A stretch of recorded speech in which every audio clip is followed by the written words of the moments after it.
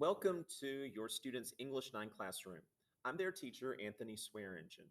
In this video, I have just a few quick goals to introduce you to what English 9 looks like at Carrboro High School and some of the tools that you have available to help support your student and their success in English during their freshman year. Let's start with the course basics. This information comes from the CHCCS Curriculum and Instruction Planning team that met this past summer, of which I was a part.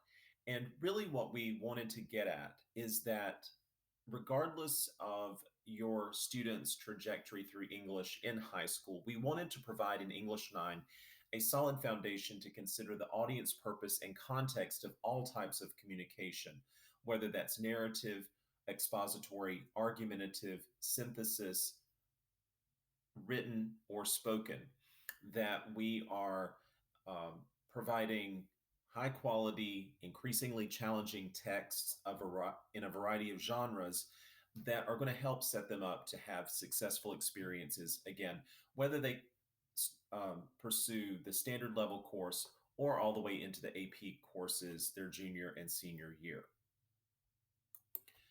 We'll do this in conjunction with StudySync. StudySync is an online platform that serves as sort of our textbook provided by the district, and all three high schools and Phoenix Academy will be using StudySync for English 9 and 10 as sort of a core of text for us to build on. It won't be the only thing that students are doing, and we know that from last year, many of our students have experience with StudySync. Some were good, some were not so good, but it's our goal that we not lean on this as the sole source of our English education of your students, but it is just a resource and provides some equity among the high schools as far as what we have access to and ensuring that there's equity across all of our classrooms and what students are learning. We do have hard copies of the StudySync readings and many of the activities. We know that students can sometimes get overwhelmed by digital information and just the fatigue that comes from being online as much as we are these days. And so they have been provided a hard copy of the book. It's a rather large book. If you are of a certain age, you might remember the old yellow pages that would be delivered to our homes in a plastic bag. It's sort of like that. So I know that it's not something students would want to carry around every day. However, I have encouraged them to rip what they needed out of it. It comes apart pretty easily because it is consumable. It's theirs to keep. And so they can write in it and they can pull that book apart as they need to in order to use it more effectively. We've also consolidated here at Carrboro the state standards in order to make them more accessible to students and more understandable. And these 5 learning targets or learning goals for the first quarter are listed here. And they take into account the things that we'll be doing in the first quarter unit, which we'll get to momentarily. Each unit has its own 5 learning goals. They look very similar, but it shifts based on the content of the unit and what the focus is of that unit. And those units are these. In first quarter, we're looking at narrative writing in a unit called Divided We Fall. And all of these units are based on the ones located in StudySync. However, we are supplementing with independent reading, other stories and articles, literature circles, and whole class studies of texts, of longer text, namely Romeo and Juliet.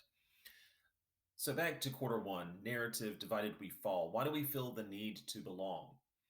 In second quarter, we'll be looking at informational and expository text through a unit called The Call to Adventure. And we will focus on the essential question, what will you learn on your journey? Third quarter, we'll focus on a unit called Declaring Your Genius, where we'll be looking at argumentative text, exploring how different scientists and philosophers and thinkers and all kinds of people have tried to define intelligence over time. The last quarter will synthesize all three genres into research and presentation, really getting into citation and doing quality research and being good consumers of information and following copyright law and all of that good stuff.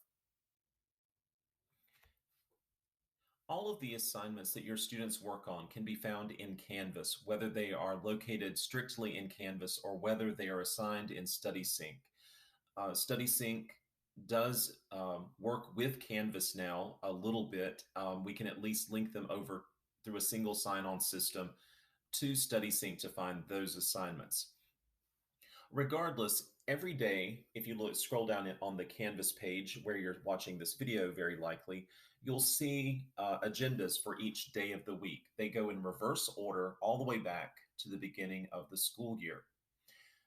We use this in class as a central location to access the assignments to make that quick and easy. There also will always be a link to the Google Slides used that day if Google Slides were in fact used. Even if it's just a check-in or something like that. And those should be open for anyone to view. And if they're not, just let me know and I will change those permissions so that you can look at those slides if you're curious.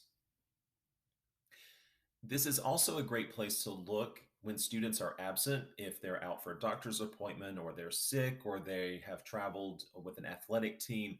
I try to update these at the beginning of each week, although things certainly change based on what we accomplish in class and where students need to go. But for the most part, these are pretty accurate from day to day. And if there are major changes, I do go back and alter these to reflect what actually happened in class, especially for those students who were absent. There are no modules. There's nothing else you need to keep up with. Everything that students need will be right here on the front page of Canvas. That being said, one thing that we want to be careful of with English in particular and Canvas is how grades are reported. As you have probably figured out from your students or reading the syllabus, we do grading a little bit differently in English 9 here at Carrboro. And rather than having numbers on assignments, students can earn in PowerSchool one of three indications or indicators. The first, as you can see on this sample student, is a green check. And a green check means that the student has met whatever expectations were set up for that assignment. And that blue dialog box indicates there's a comment that explains how that student has met the expectations and where they may have areas for improvement. And I add those regardless if students have met expectations or not. I try to add something to push them a little bit further the next time on that assignment, on that type of assignment, which you can see down the left-hand side. It looks a little different for students, I think, as far as categorizing the assignments, but those align to the learning goals I showed you a couple of slides back. The other flags that you might see in PowerSchool are an incomplete, which is a blue flag, a blue circle that's halfway filled in. That just means that the student submitted an assignment, but it is in some way not meeting expectations, and you can look at that comment to see more specific information about that. The final flag that you might see is a missing that shows up as an orange dot or an orange square, depending on if you're looking online or on the app. And that means the student did not submit that assignment. And that could have been due to absence or they just forgot to turn it in. With incomplete and missing assignments, students are welcome to revise, redo, or submit those assignments anytime up until 1 week before the end of the quarter. That's just to allow me time to look at those assignments and to update PowerSchool before my deadlines of getting grades turned in. Because my priority is your students learning. And so if they are doing the work and it takes a little bit longer to accomplish that, that's fine. We all move on a different timeline. So I really would prefer that students work a little longer on things and really do their best work rather than rush and try to meet some deadline. I know that's not true for all teachers, but that is how I roll. And for students who are struggling, if there are incompletes and missing assignments, particularly if there are numerous incompletes and missing assignments, I've been requesting that they come to flex time to work on those assignments with me, and students are definitely encouraged to request to come see me if they notice this pattern happening, or anytime they need help with an assignment. They should be coming to flex time so that we can work together on a more one-on-one basis. For joining me for this little presentation.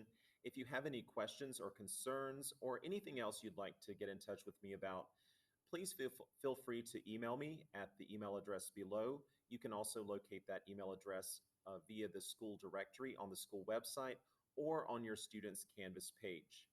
Again, thanks for joining me and have a wonderful day.